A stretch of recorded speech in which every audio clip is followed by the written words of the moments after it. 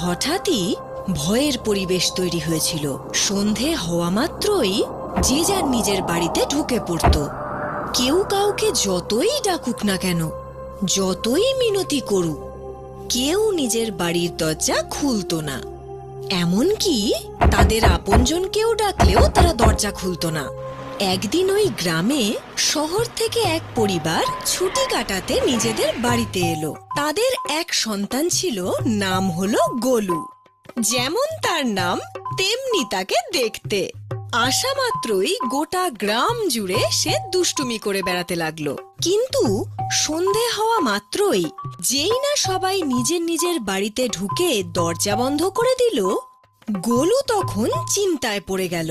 কারণ শহরে তো তার অনেক রাত পর্যন্ত খেলার, জাগার, পড়ার, টিভি দেখার অভ্যেস ছিল। সে জিজ্ঞেস করাতে তার কাকা উত্তর দিল, এক রাতে যখন উনি কাজ করে ফিরছিলেন। আরে, এত গরমের মধ্যেও এভাবে ঝড় বইছে কেন? এটা কোনো ঝড় নয়, এটা আমাদের আসার সংকেত। আমরা যতই গ্রাম ঘুরি না কেন, কিন্তু এই গ্রামের মানুষের মাংসের একটা আলাদা স্বাদ আছে। হ্যাঁ, এক রাত খেলে 4 রাত আর খিদে পায় না। খুব ভালো। রোজ রোজ খেলেও এই লোকগুলো বাড়ির বাইরে বেরোনো বন্ধ করে দেবে। হ্যাঁ, ওরা তো জানেই না যে এখনো পর্যন্ত গ্রামের 12-13 জনকে আমরা খেয়ে ফেলেছি। আর কেউ জানতেও পারবে না, কারণ আজ পর্যন্ত আমাদের চোখ থেকে কোনো শিকার বেঁচে ফিরে যেতে পারেনি। চল, একেও সব সময়ের মতো আমি প্রথমে খাওয়া শুরু করি। দিদি, আজকে আমি আগে খাই? না, বড় দিদি আগে খাবে।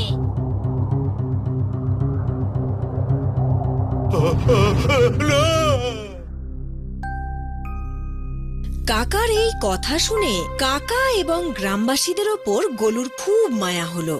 এভাবে কি করে চলতে পারে যে মানুষ রাতে বাইরেই বেরোবে না? তাহলে রাতে বাগানে আম পড়লে কে নিয়ে আসবে? মহুয়া কে আনতে যাবে? চাষের জমি কে দেখাশুনো করবে? এইভাবে চলতে থাকলে একদিন পুরো গ্রাম শেষ হয়ে যাবে। তার কথা শুনে কাকা এবং গ্রামবাসীরা বাধ্য হয়ে বলে যে সেটা তো ঠিকই, কিন্তু কি করা যায়?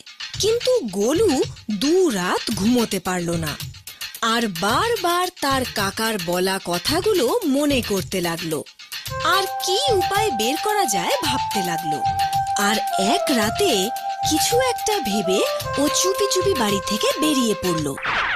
এদিকে ওকে বাড়িতে দেখতে না পেয়ে কাকা এবং পরিবারের বাকি সবাই চিন্তায় পড়ল যে মাঝরাতে গোলু হঠাৎ কোথায় গেল।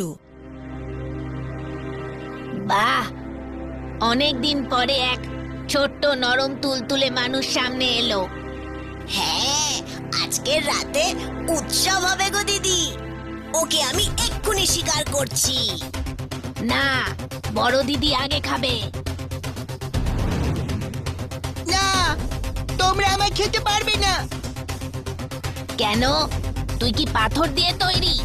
না, গোটা গ্রামের সবাই জানে যে সব সময় তুমি তোমার ছোট বোনকে এঁঠো খাবার খাওয়াও। তাতে কি হয়েছে? বড় দিদি আগে। দাঁড়াও, কিরকম ছোট বোন তুমি? আরে যুক্তি দিয়ে কথাটা তো বলো। আজ পর্যন্ত তুমি তোমার বড় দিদির কথা মেনে এসেছো। বড় দিদি আগে খেয়ে নিত, কিন্তু আজ তুমি প্রথমে খাও। হ্যাঁ দিদি, আজকে আমি আগে খাই। তুই আগে কেন খাবি? সব সময় তো আমি প্রথমে খাই। আমি ওকে প্রথমে খাবো। আরে তোমরা বুঝতে পারছো না কেন? আজ পর্যন্ত যত বড় মানুষ এসেছে তখন বড় দিদি প্রথমে খেয়েছে। আজ আমি যখন এতই ছোট, তখন ছোট বোনই প্রথমে খাবে। হ্যাঁ দিদি, ও কিন্তু ঠিকই বলেছে। চুপ!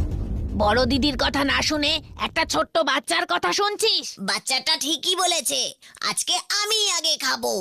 তবে আমি কি তোর এঁঠো খাবো নাকি? আজ পর্যন্ত এও তো এঁঠো খাবারই খেয়েছে। হ্যাঁ, আমিও দেখছি তুই প্রথমে কি করে খেতে পারিস। আমিও আজকে দেখবো। আগে তুমি আজকে কি করে খাও।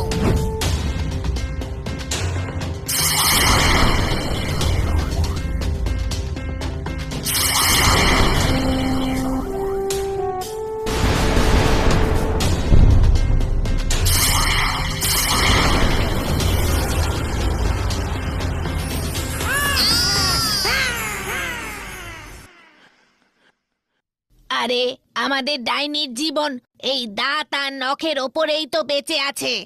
এখন এসব যদি না থাকে আমরা বাঁচবো কি করে? এবারে আমাদের জীবনের সমাপ্তি নিশ্চিত।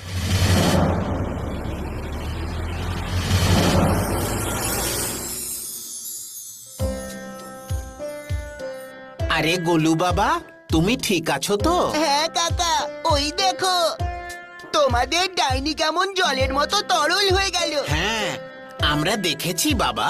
তুমি এটা করলে কিভাবে? কাকা, প্রত্যেকটা সমস্যার সমাধান সেই সমস্যার লোকেদের চরিত্রের মধ্যেই লুকিয়ে থাকে।